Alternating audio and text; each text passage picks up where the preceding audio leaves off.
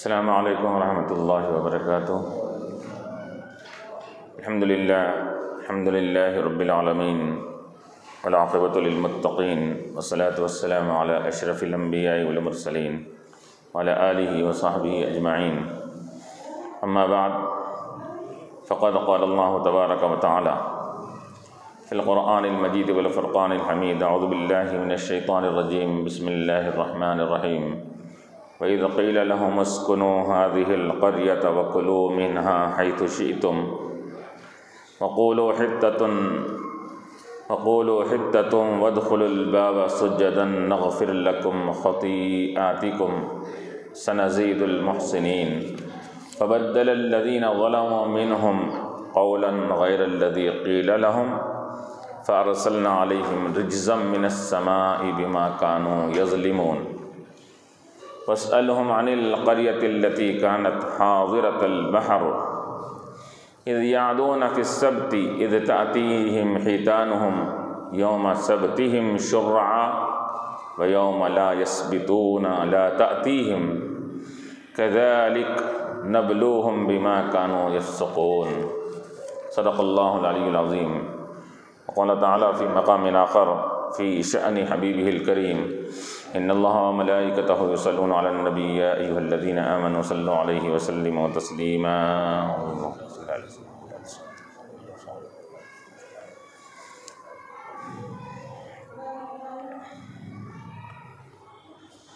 حاضرین کرام و معزز سامعین، ابھی میں نے ان تین آیات کی تلاوت کا شرف حاصل کیا۔ یہ سورہ اعراف کی 161، 62 تک 63ویں آیات ہے، اور اس سے پہلے کی آیات میں جیسا کہ ذکر کیا گیا کہ موسیٰ علیہ السلام کی قوم بنی اسرائیل کے اوپر جب ان کی نافرمانی کی وجہ سے مقام تہی میں ان کو 40 سال تک قید و بند کر دیا گیا تھا، انہوں نے موسیٰ علیہ السلام سے درخواست کیا تھا کہ ہم کو کھانے کے لیے پینے کے لیے کچھ دیا جائے، تو اللہ تعالیٰ نے آسمان دنیا سے من و سلوہ نازل کیا تھا جس کا ذکر کیا گیا، اور پھر پانی پینے کے لیے انہوں نے طلب کیا تو موسیٰ علیہ السلام نے پتھر پر اپنی لکڑی اور عصا مارا تو 12 چشمے پھوٹ پڑے، اور اس سے وہ 12 قبیلے والے ہر چشمے سے فائدہ اٹھانے لگے، اس سے پانی حاصل کرتے تھے۔ اور کہا گیا کہ کلو من طیبات ما رزقناکم، کہ یہ پاک اور حلال رزق کھاؤ، اور حکم دیا گیا تھا کہ اس سے حلال اور پاکیزہ رزق کیا ہو سکتا ہے جو آسمانی دنیا سے اترا ہو، کہ انسان اپنی کمائی سے کوئی چیز حاصل کرتا ہے جائز طریقے سے تو وہ حلال ہوتا ہے، تو رب کے رحمت اور اس کے کرم و فضل سے جو غذا نازل ہو اس کی حلت اور اس کی طہارت میں کوئی کلام کر سکتا ہے۔ اتنی پاک اور حلال غذا ان کو دی گئی، اور کہا گیا کہ اس کو اٹھا کر نہیں رکھنا، آج کا آج میں ختم کر دینا، لیکن انہوں نے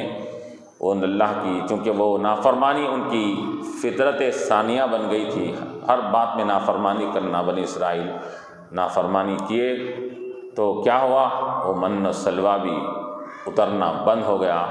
اور ان کے اوپر اللہ تبارک و تعالیٰ نے مشکلات کو کھڑے کر دیا، جس کا ذکر سابق آیت میں کیا گیا کہ وما ظلمونا ولکن کانوا انفسہم یظلمون، کہ ہم نے کوئی زیادتی نہیں کیا،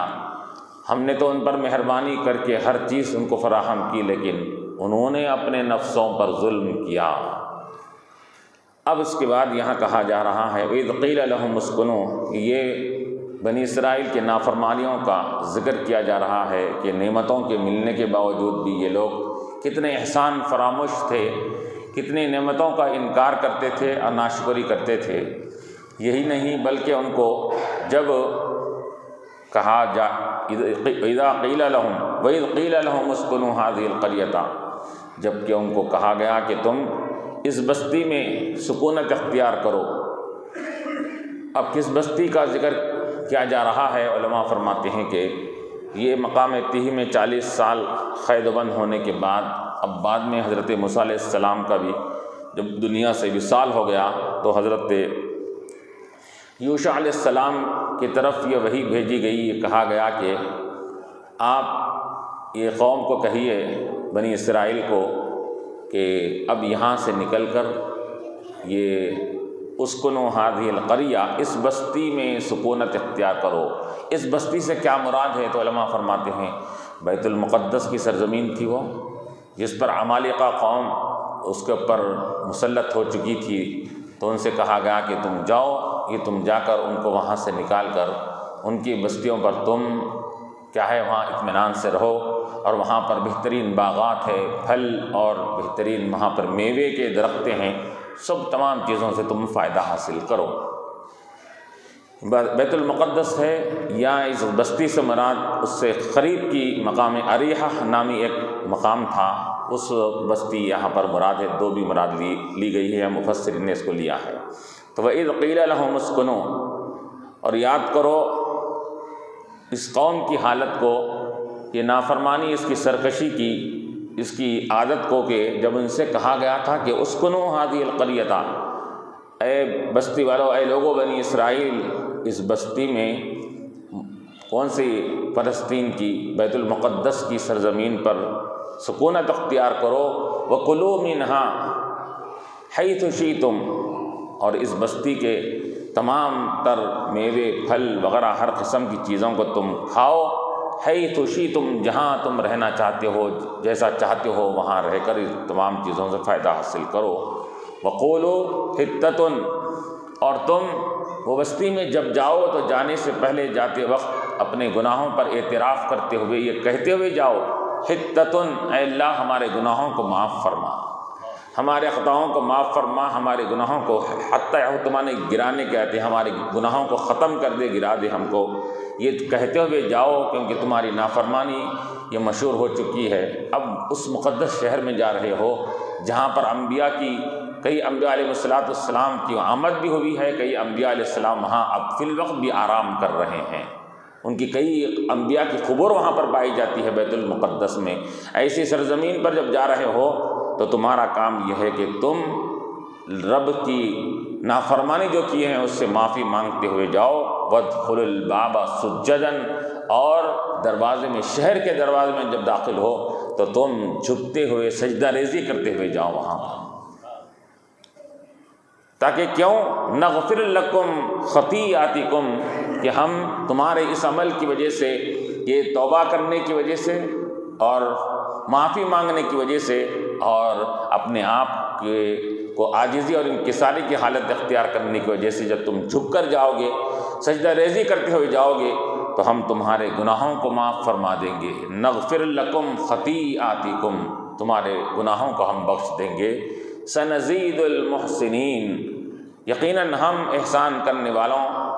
اور اچھے عمل کرنے والوں کے عمل میں اور نیکیوں میں اضافہ کرتے ہیں۔ یعنی علماء فرماتے ہیں کہ اگر تم میں سے کوئی نافرمان تھا اور نافرمانی کی وجہ سے یہ کلمات کہتے ہوئے اندر داخل ہوتا ہے سجدہ ریزی کے ساتھ، تو نافرمانی کرنے والے کے گناہ معاف ہوں گے۔ اگر کوئی نافرمان نہیں بھی تھا، اگر وہ کہتے ہوئے اندر داخل ہوگا تو ہم اس کے درجات میں بلند کریں گے، اس کے احسانات میں، اس کی نیکیوں میں ہم اضافہ کریں گے۔ کیوں؟ سنزید المحسنین، ہماری عادت ہی یہی ہے کہ ہم اچھا عمل کرنے والا کا بدلہ بہترین بڑھ کر زائد سے زیادہ دیا کرتے ہیں۔ سنزید المحسنین۔ تو اب یہاں پر علماء فرماتے ہیں کہ ان کو یہ حکم دیا گیا اور سجدہ ریزی کرتے ہوئے جاؤ اور گناہوں کو یاد کرتے ہوئے۔ تو علماء فرماتے ہیں کہ چونکہ سرزمین فلسطین اور سرزمین یہ بیت المقدس یہ تقدس کا مقام ہے، یہ پاکی کا مقام ہے، نیک لوگوں کا مقام ہے اس کے اندر، تو معلوم یہ ہوا کہ اس نیک لوگوں کے مقام پر جا رہے ہو تو تم ان کا ادب کا لحاظ رکھتے ہوئے، ان کی تعظیم بجا لاتے ہوئے، سجدہ رضی کرتے ہوئے جاؤ، جھک کر جاؤ اس مقام پر، اس کے اندر بولا گیا ان کے لیے۔ خطیئاتکم، ہم تمہارے سب گناہوں کو معاف فرما دیں گے اور ہم تمہارے نیک کاروں کے نیکیوں میں اضافہ کریں گے، لیکن ان ان کے لیے کیا بڑا کام تھا ان کے لیے کہ اس کو پورا کرتے، لیکن ان کی عادت جو بنی ہوئی تھی سرکشی کی، نافرمانی کی، جو بات بولا جائے اس کو نہ سننے کی، تو انہوں نے کیا کیا؟ فبدل الذین ظلموا منہم، تو ان میں کے ظالموں نے جو بات کہی گئی تھی، جو کہنے کا حکم دیا گیا تھا، غیر الذی قیل لہم، جو قول ان سے کہا گیا تھا اس کو پورا الٹا پلٹا کر انہوں نے اپنی زبان سے وہ کلمات کو ادا کیے۔ فبدل الذین، تبدیل کر دیا ظالموں نے ان میں کے، قولاً اس بات کو جو بات ان سے کہی گئی تھی۔ کیا کہی گئی تھی؟ حتتن کہو، اے اللہ ہمارے گناہوں کو معاف فرما، یہ کہو۔ تو انہوں نے وہ حتتن کے کلمے کو پورا بدل کر سرے سے بدل کر انہوں نے کیا کیا؟ انہوں نے کہا کہ حنتتن فی سنبلۃ، کہا کہ یعنی ہنتا کسے کہتے ہیں؟ گیہوں کو کہتے ہیں۔ اے اللہ ہم کو کہ ایسا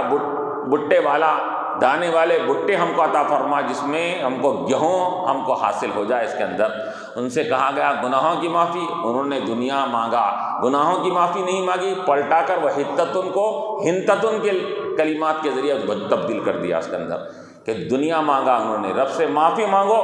تو دنیا رچ اور بس گئی تھی ان کے ذہنوں میں۔ تو انہوں نے کیا کہا کہ گناہوں کی معافی مانگنے کے بدلے میں پھر وہی مانگا، دنیا مانگا کہ ہم کو اچھا رزق عطا فرما، گیہوں عطا فرما، بہترین ہم کو یہ گیہوں کے بٹوں ہم کو عطا فرما۔ تو غیر الذی قیل لہم، تو انہوں نے جب یہ کلمات بدل کر کہے رب کے حکم کے خلاف میں، تو اللہ تعالیٰ کیا فرما رہا ہے؟ فَأَرْسَلْنَا عَلَيْهِمْ رِجْزًا، ہم نے ان کے اوپر آسمان سے ایک عذاب نازل فرمایا۔ ارسلنا، ہم نے بھیجا ان کے اوپر، رجزا من السماء، آسمان سے ایک عذاب کو بھیجا۔ کیا عذاب تھا؟ تو علماء فرماتے ہیں کہ اللہ تعالیٰ نے ان کے اوپر طاعون کی بیماری کو بھیجا۔ یہ عذاب ان کا یہ تھا کہ فوراً ان کے اوپر طاعون کی بیماری آ گئی، اور بیک وقت میں منٹوں میں ہزاروں کے لوگ ہلاک ہو جاتے تھے اور کیا ہے ختم ہو جاتے تھے۔ تو یہ طاعون کی بیماری ان کو دے کر یہ عذاب کی شکل ان کے لیے بنائی گئی۔ چنانچہ علماء مفسرین فرماتے ہیں کہ جو طاعون کی بیماری سابقہ امتوں کے لیے عذاب بن کر آئی تھی، اس رحمت للعالمین کے صدقہ طفیل میں وہی بیماری اگر اس امت پر آتی ہے تو وہ رحمت بن کر آتی ہے۔ حضور فرماتے ہیں کہ جو طاعون کی بیماری آنے کے بعد اگر اس میں مر جاتا ہے تو ہم اس کو شہادت کا مرتبہ عطا فرماتے ہیں۔ اسی طرح ہر وہ بیماری جو طاعون کی طرح وبائی جو ہوتی ہے، جو تمام شہروں میں پھیل جائے، اس وبائی بیماری کو بھی یہ طاعون ہی کے قبیل سے، اسی کے قبیل سے اس کو شمار کیا جاتا ہے۔ تو ایسی بیماری جو مہلک آ کر انسان اس میں اگر مر جاتا ہے تو حضور علیہ السلام کیا فرماتے ہیں؟ المطعون شہید، کہ طاعون کی بیماری میں مرنے والا یہ شہادت کا مرتبہ پاتا ہے اس کے اندر۔ تو رجزا من السماء بما كانوا یظلمون، کہ وجہ کیا تھی؟ ان کے ظلم کی وجہ سے، ان کی ظلم اور زیادتی کی وجہ سے ہم نے ان کے اوپر کیا کیا؟ عذاب نازل فرمایا، طاعون کی بیماری آئی، اور آ کر وہ وقت واحد میں ہزاروں کی تعداد میں ایک ایک وقت میں وہ کئی منٹوں میں ہزاروں لوگ کیا دنیا سے ختم ہو جاتے تھے اور دنیا سے وہ رخصت ہو جاتے تھے۔ تو یہاں اللہ تعالیٰ یہ فرما رہا ہے کہ دیکھو اگر ہمارے احکامات کی اگر نافرمانی کریں گے تو پھر ہمارا عذاب بھی بڑا سخت ہوتا ہے، ہماری پکڑ بھی بڑی سخت ہوتی ہے۔ ہم اگر چاہیں تو وقت واحد میں کئی زندگیوں کو ہم اجاگر بھی کر سکتے ہیں، کئی لوگوں کو زندہ بھی کر سکتے ہیں، اگر ہم چاہیں تو نافرمانی کی وجہ سے منٹوں میں کئی لاکھوں کے لوگوں کو ہم ختم بھی کر سکتے ہیں اس کے اندر۔ تو بما کانوا یظلمون، انہوں نے اپنے نفسوں پر ظلم کیا تھا، تو نفسوں پر ظلم کرنے کی وجہ سے وہ طاعون کی بیماری آئی اور وہ ہلاکت میں مبتلا ہو گئے۔ اب اللہ تعالیٰ یہی بنی اسرائیل کے ان کے آباء و اجداد میں جو لوگ گزرے ہیں، جن کی سرکشی نافرمانی یہ پرانی قدیم سے چلی آ رہی تھی، اللہ تعالیٰ اب آگے کی آیت میں پھر اس کا ذکر فرما رہا ہے کہ وَاسْأَلْهُمْ عَنِ الْقَرْيَةِ الَّتِي كَانَتْ حَاضِرَةَ الْبَحْرِ، کہ سوال کیجئے ان لوگوں سے، عن القریتی، اس بستی کے تعلق سے، التی کانت حاضرۃ البحر، جو بحر سمندر کے قریب میں رہا کرتی تھی وہ بستی والوں کے تعلق سے ان سے سوال کرو۔ ابھی آیت کا شأن نزول علماء مفسرین بیان کرتے ہیں کہ یہ تو آیت نازل ہوئی داؤد علیہ السلام کی امت کے بارے میں کہ جنہوں نے ہفتے کے بارے میں انہوں نے حد سے تجاوز کیا تھا، ہفتے کے دن شکار کرنا منع تھا، تو اس دن شکار سے باز نہیں آئے، نافرمانی بڑھتی گئی تو اللہ تعالیٰ نے ان کو بندر اور قرد کی شکل میں ان کو تبدیل کر دیا، فلاں کر دیا۔ تو یہ داؤد علیہ السلام کی قوم کا ذکر کیا جا رہا ہے، اور اس زمانے میں حضور صلی اللہ علیہ وسلم کے یہودی جو رہا کرتے تھے، وہ یہودی کہا کرتے تھے جب ان سے کہا جاتا کہ تمہاری سرشت میں یہ نافرمانی ہے، تمہارے آباء اجداد میں تمام سابقہ انبیاء علیہ السلام بھی گزرے ہیں، ان کی امتوں میں بھی جہاں جہاں بنی اسرائیل گزری ہے ان میں ہر ایک میں نافرمانی پائی جاتی تھی، تو وہ انکار کرتے، کہتے کہ ہمارے آباء و اجداد تو بڑے فرما بردار تھے۔ تو اللہ تعالیٰ نے ان کی بات کو یہ رد کرنے کے لیے فرمایا کہ پھر ان سے پوچھو کہ داؤد علیہ السلام کی قوم کا معاملہ جو سمندر کے قریب میں رہا کرتے تھے، تو تمہارے آباء اجداد میں آتے ہیں وہ لوگ، پھر ان کا کیا معاملہ تھا اس کے اندر؟ وہ یہ سمجھنے لگے کہ ہم اپنے دعویٰ کر کے اپنی بات کو ہم یہ سامنے والے کے سامنے چلا لیں گے۔ اللہ تعالیٰ نے اپنے حبیب علیہ السلام کی بات کو یہ ثابت کرنے کے لیے، ان کی تصدیق کے لیے آیت نازل فرمائی کہ انہی یہودیوں سے پوچھو جو یہ کہتے ہیں کہ ہمارے آباء و اجداد بے قصور تھے، تو پھر یہ قصور کس کا تھا جس کا ذکر قرآن میں آ رہا ہے؟ وَاسْأَلْهُمْ عَنِ الْقَرْيَةِ الَّتِي، سوال کیجئے ان یہودیوں سے اس بستی والوں کے تعلق سے، الَّتِي كَانَتْ حَاضِرَةَ الْبَحْرِ، جو سمندر کے قریب میں تھے، وہ سمندر بحر قلزم تھا، کوئی اور سمندر تھا کہ اور اس کے قریب سے مراد مقام ایلا کہتے ہیں، مقام ایلا جو مقام ہے، علاقے کا نام ہے، وہاں پر رہنے والی بستی یہاں پر اس سے مراد ہے۔ کانت حاضرۃ البحر، جو بالکل سمندر کے قریب میں رہا کرتی تھی، وہ بستی والوں کے بارے میں ان سے سوال کیجیے۔ اب علماء فرماتے ہیں یہاں پر سوال کرنا، یہ ہر وقت سوال کرنا یہ معلومات کی کمی کی بنیاد پر نہیں ہوتا ہے، بلکہ سامنے والے کو اعتراف کرنے کی بنیاد پہ بھی ہوتا ہے۔ تو یہاں پر اعتراف کروانا تھا وہ یہودیوں کو کہ جو یہ کہتے تھے کہ ہمارے آباء و اجداد نافرمانی نہیں کرتے تھے، اعتراف کرنے کے لیے ان سے سوال کیا جا رہا ہے کہ سوال کرنے، جیسا کہ قیامت کے دن اللہ تعالیٰ گناہ گاروں سے بھی سوال کریں گے، تو اللہ کا سوال کرنا یہ نعوذ باللہ کہ اللہ تعالیٰ کو علم نہیں تھا اس کا، تو سوال اللہ تعالیٰ کرے گا۔ تو علماء فرماتے ہیں گناہ گاروں سے اللہ سوال کر کے اس گناہوں کا اعتراف ان سے پہلے کروائے گا کہ بولو تم گناہ کرتے تھے نہیں کرتے تھے، فلاں گناہ ہوا تھا تم سے ہوا نہیں ہوا تھا، اعتراف کریں گے۔ اعتراف کرنے کے بعد اگر امت مسلمہ میں سے اگر ہے تو اللہ تعالیٰ اپنے فضل و کرم سے حبیب علیہ السلام کی شفاعت سے گناہ کے اعتراف کے بعد اللہ تعالیٰ اپنے فضل سے یا حبیب کی شفاعت سے ان کو معاف فرمائے گا، اور کافروں سے بھی اعتراف کروائے گا کہ بولو تم یہ کفر کرتے تھے، یہ شرک کرتے تھے، یہ گناہ کرتے تھے۔ اعتراف کرنے کے بعد اللہ ان کو سزا دے گا، جہنم میں داخل کرے گا اس کے اندر۔ تو یہ سوال جو ہوتا ہے تو سوال یہ ناواقفیت کی بنیاد پر نہیں ہوتا ہے سوال، بلکہ سامنے والے کو منوانے کے لیے، اعتراف کروانے کے لیے بھی سوال کیا جاتا ہے۔ تو یہاں پر بھی وہی اسی قسم کا سوال کیا گیا کہ وَاسْأَلْهُمْ، آپ ان یہودیوں سے سوال کیجئے اس بستی والوں کے تعلق سے جو مقام ایلا کے پاس قریب رہا کرتے تھے، سمندر کے پاس۔ اب جو سمندر کے پاس رہیں گے تو لامحالہ ان کی غذا زیادہ تر کیا ہوگی کہ غذا ان کی سمندری مچھلی کا شکار کرنا، یہی ان کی غذا ہوگی۔ جیسا کہ ہم آج بھی دیکھتے ہیں کہ سمندری علاقوں کے قریب میں مچھلی کثرت سے ملتی ہے، کثرت سے استعمال کی جاتی ہے وہاں پر پائی جانے کی وجہ سے۔ تو ان کا بھی یہی کام تھا، مشغلہ تھا کہ یہ سمندر کے قریب رہنے کی وجہ سے یہ کیا کرتے تھے، یہ مچھلیوں کا شکار کرتے تھے اور شکار کر کے اس سے استفادہ کرتے تھے، اس کو کھایا کرتے تھے۔ تو اب اللہ تعالیٰ فرما رہا ہے کہ ان سے سوال کرو اذ یعدون فی السبت، کہ جب کہ وہ لوگ حد سے تجاوز کر رہے تھے،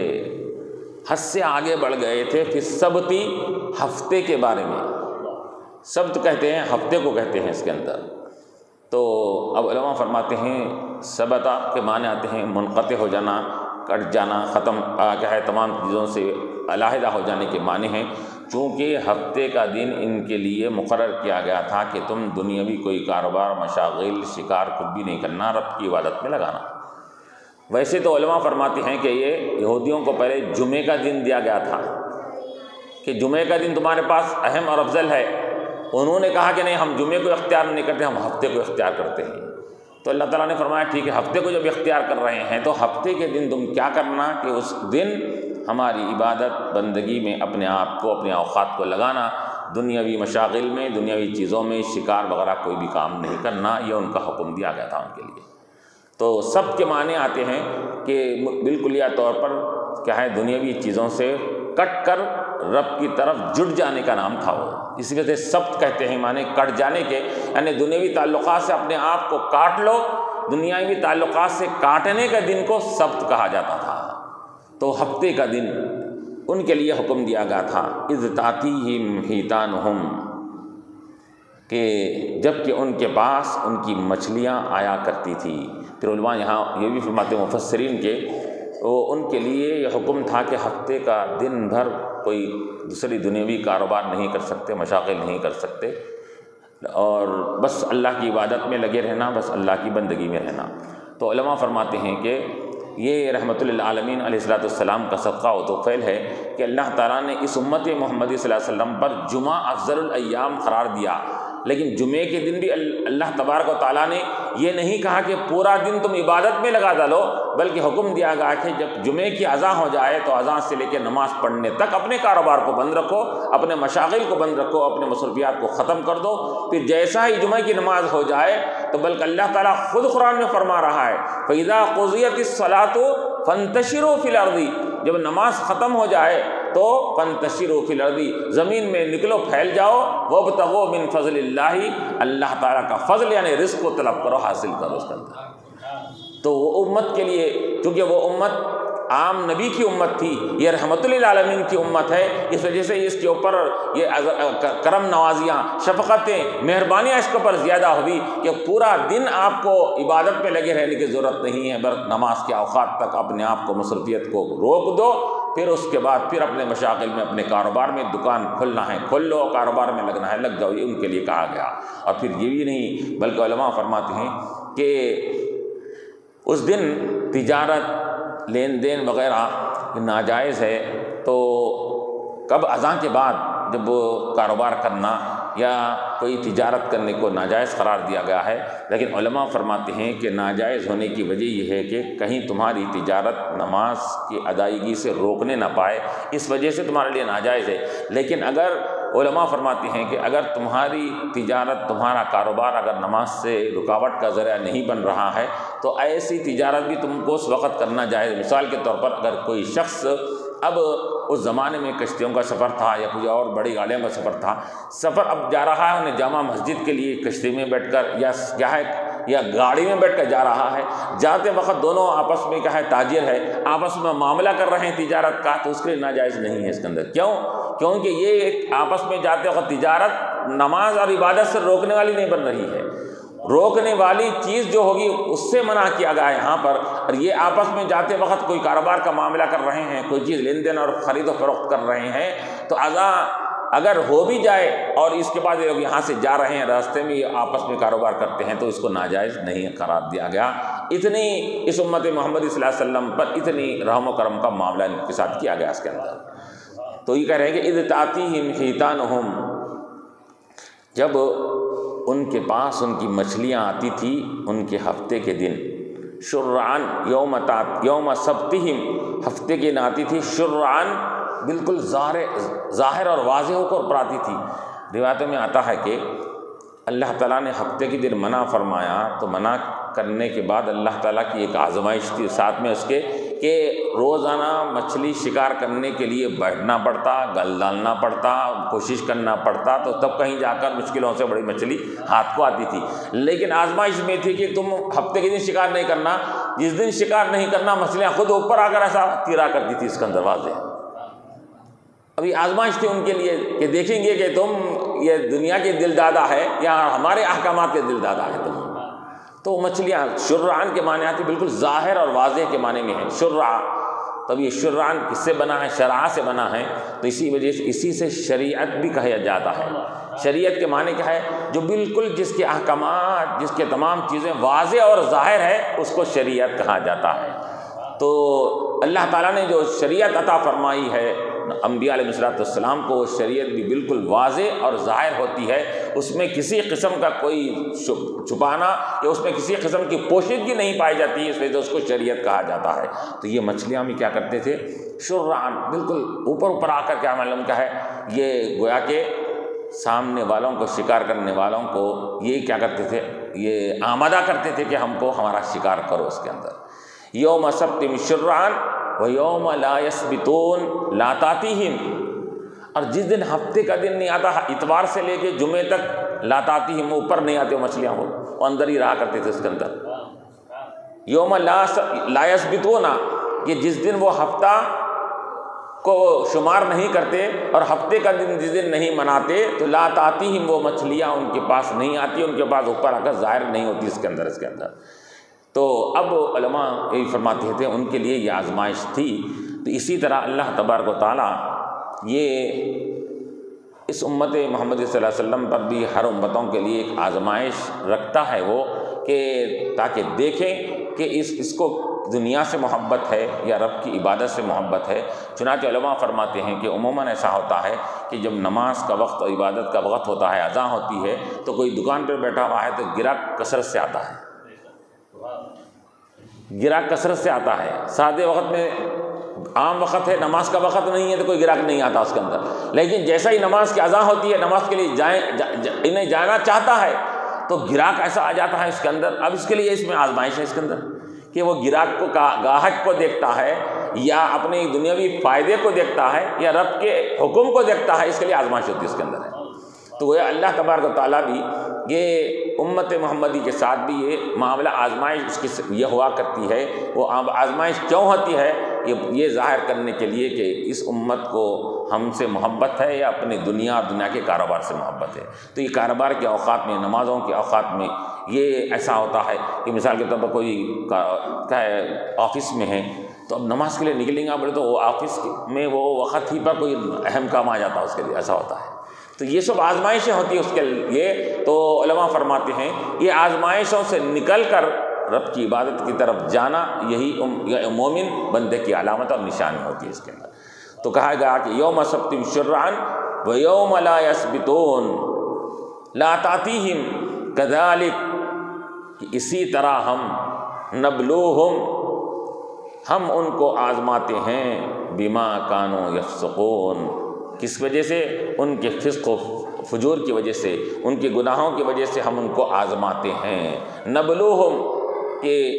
یہ کس سے بننا ہے؟ جسے کہتے ہیں بلا، جیسے کہتے ہیں اس کے اندر، وَلَنَبْلُوَنَّكُمْ بِشَيْءٍ مِّنَ الْخَوْفِ، اسی طرح بلا ابلو کے معنی میں آتے ہیں آزمانا، کہ ہم ان کو آزماتے ہیں۔ کیا مطلب؟ مچھلیاں اوپر آ کر ان کو کیا کر رہی ہے؟ آمادہ کر رہی ہے کہ ہمارا شکار کرو، تو یہ گویا کہ اللہ کی طرف سے آزمائش ہوا کرتی ہے۔ نبلو، ہم ان کو آزماتے ہیں اوپر مچھلیوں کو ظاہر کر کے کہ دیکھیں کہ یہ اپنی دنیاوی فائدہ دیکھتے ہیں یا ہمارے حکم کی پابندی کو اختیار کرتے ہیں۔ تو چنانچہ روایتوں میں آتا ہے کہ یہ لوگ کیا کرتے تھے اس کے اندر، اب ایک تو شکار تو نہیں کرتے تھے، لیکن ایک کام کرتے تھے کہ وہ سمندر میں سے نالی بنا کر چھوٹا سا ایک چشمہ، کنواں، تالاب بنا لیتے۔ اب بنا لیے تو کیا کرتے اس کے اندر کہ وہ ہفتے کے دن وہ سمندر میں سے، وہ نالی میں سے مچھلیاں آ کر وہ چھوٹے سے کنٹے اور چھوٹے سے کوئے میں یا چھوٹے سے تالاب میں آ کر وہ مچھلیاں جمع ہو جاتے، تو کیا کرتے سب اتوار کے دن وہ مچھلیوں کو حاصل کر لیتے تھے۔ اور یہ کہتے تھے کہ دیکھو ہم کیا ہفتے کو شکار کریں، کیا ہم ہفتے کو تو شکار نہیں کریں، ہم شکار کرے ہی نہیں ہفتے کو، تو ہم سمندر کے قریب بھی نہیں گئے، لیکن ہفتہ آنے سے پہلے وہ کیا کر رہے ہیں، پورے اسباب پورے مہیا کر لے رہے ہیں مچھلی کا شکار ہونے کے لیے۔ نالی بنا کر اس کو بعض تک چھوٹا سا تالاب بنا دیتے، اب لامحالہ سمندر میں سے نالی نکل رہی تو اس میں مچھلیاں بھی آئیں گے اس کے اندر۔ تو اس طرح ہیلے حوالے کرتے تھے اس کے اندر، ہیلے حوالے کر کے، اور یہ رب کے احکامات کی خلاف ورزی کرتے تھے۔ تو اللہ تعالیٰ فرما رہا ہے نبلوہم، ہم ان کو آزماتے ہیں، بما کانوا یفسقون، کس وجہ سے؟ کہ انہوں فسق و فجور میں مبتلا ہے، گناہوں میں مبتلا ہے، اور ان کی عادت یہ بن چکی ہے کہ ہماری نافرمانی کرنا، تو یہ واقعہ جب روایتوں میں آتا ہے کہ یہ واقعہ کو جب ان کے سامنے بیان کیا گیا، ان کے سامنے جب یہود کے سامنے بیان کیا تو وہ حیرت اور شزدر میں رہ گئے کہ ہم یہ سمجھ رہے تھے کہ ہمارے آبا اجداد کے واقعات اور کہانیاں یہ کسی کو نہیں معلوم ہے تو ہم چل جائیں گا سمجھ رہے تھے، لیکن قرآن نے ان کا پول کھول دیا اس کے اندر کہ ہم جس بات کو چھپا کر ہم یہ کہہ رہے تھے کہ ہمارے آبا اجداد فرما بردار تھے، یہ قرآن نے تو بتلا دیا کہ ہمارے آبا اجداد بھی نافرمانی کی یہ عادت ان کی بن چکی تھی اس کے اندر۔ وہ حیرت میں ہو گئے اور شزدر میں ہو گئے کہ یہ باتیں جو صرف ہم یہ سمجھ رہے تھے کہ ہماری کتابوں میں آئی بھی ہیں یہ، لیکن یہ اللہ تعالیٰ نے یہ حضور علیہ الصلوۃ والسلام پر نازل کی جانے والی کتاب میں بھی نازل فرما کر یہ بتلا دیا، اس کے اندر ان کا پول کھل گیا۔ تو فرما رہے ہیں کہ نبلوہم بما کانوا یفسقون، تو ہم ان کو بھی آزماتے ہیں اور ہر اس بندہ مومن کو آزماتے ہیں کہ جب بھی کوئی ہمارا حکم سامنے آئے اور ہمارا حکم ایک طرف ہے اور دنیا کے معاملات ایک طرف ہے، تو اب تم کس کو اختیار کرو گے، اس کا ہم ہر امت کے ساتھ ہم اس کا امتحان لیتے ہیں، ہم آزماتے ہیں اس کے اندر۔ تو یہ چنانچہ یہ آزمائش کا معاملہ ہر امت کے ساتھ ہوا کرتا ہے، قیامت تک اللہ تعالیٰ یہ آزمائش رکھے گا کہ جہاں پر ایک طرف ہے رب کا احکامات کی پابندی تو دوسرے طرف ہے دنیا، اور دنیا کا فائدہ، دنیا کی منفعت ایک طرف رہے گی، تو وہاں پر آزمایا جائے گا کہ دنیا کے فائدے کو، جو مادی فائدہ جو عارضی ہے وہ فائدے کی طرف انہیں متوجہ ہوگا، یا یہ دائمی فائدے کی طرف، عبادت کی طرف راغب ہوگا۔ یہ آزمائش آزمانے کے لیے اللہ تعالیٰ یہ کیا ہے امت مسلمہ کو بھی آزماتا ہے، اور یہ ان کو جو آزمایا تھا تو بما کانوا یفسقون کہا گیا ان کے فسق اور گناہوں کی وجہ سے، کہ ان کی عادت ثانیہ تھی کہ بڑے بڑے گناہ کرنا۔ فاسق کسے کہتے ہیں؟ فاسق اسے ہی کہتے ہیں جو کھلم کھلا گناہ کرتا ہے، اس کو فاسق کہا جاتا ہے۔ علانیہ گناہ کرنے والے کو، رب کی نافرمانی علانیہ طور پر، جو اللہ تعالیٰ نے واضح طور پر جس کو حرام ناجائز کہا، وہ حرام و ناجائز کے کرنے والے کو فاسق کہا جاتا ہے اس کے اندر۔ اسی وجہ سے حکم آیا ہے کہ ہے فاسق کے پیچھے نماز مکروہ ہے، مکروہ تحریمی ہے، کیوں گناہ گار ہے تو معلوم ہے کہ فاسق کے احکامات کو الگ ذکر کیا گیا اس کے اندر، بلکہ یہاں تک کہا گیا ان جاءکم فاسق بنبأ، اگر ایسا کھلم کھلا گناہ کرنے والا، جھوٹ بولنے والا، شراب پینے والا، اگر تمہارے پاس کوئی فاسق آ جائے، کوئی خبر لے کر آ جائے تو کہا گیا اس کی بات کو مت مانو، فتبینوا، تحقیق کرو، جو کیا ہے جستجو کرو، تحقیق کرو کہ اس کی بات واقعی صحیح ہے یا نہیں ہے، کہ فاسق کی بات کا اعتبار نہیں کیا جائے گا۔ تو بما کانوا یفسقون، کہ فسق ایسا گناہ ہے کہ جو اللہ تعالیٰ کی واضح احکام کی جو نافرمانی کرتا ہے تو اس کو فسق کہتے ہیں، اور اس گناہ کرنے والے کو فاسق کہا جاتا ہے۔ باخر دعوانا الحمد للہ رب العالمین، ربنا ظلمنا